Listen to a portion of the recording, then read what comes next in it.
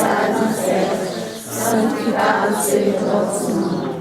Venha a nós o vosso reino. Seja feita a vossa vontade, assim na terra como no céu. O pão nosso de cada dia nos dai hoje.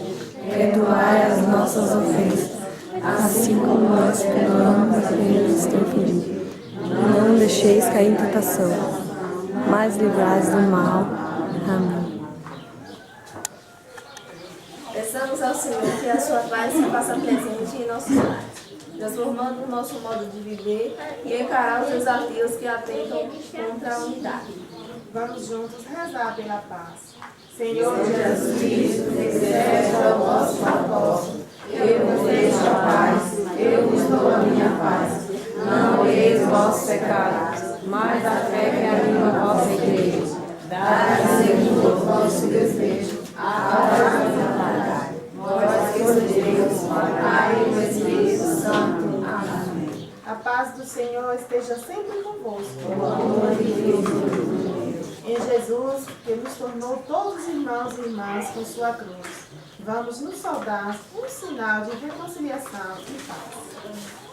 Canto número 322. Deus nos abençoe, Deus nos dê a paz. A paz que só o amor é quem nos traz. A paz que só o amor é quem nos traz.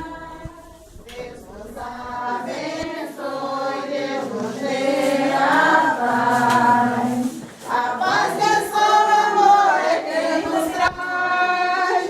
A paz que só o amor é quem nos traz. A paz na nossa vida, no nosso coração, e a bênção para toda a criação.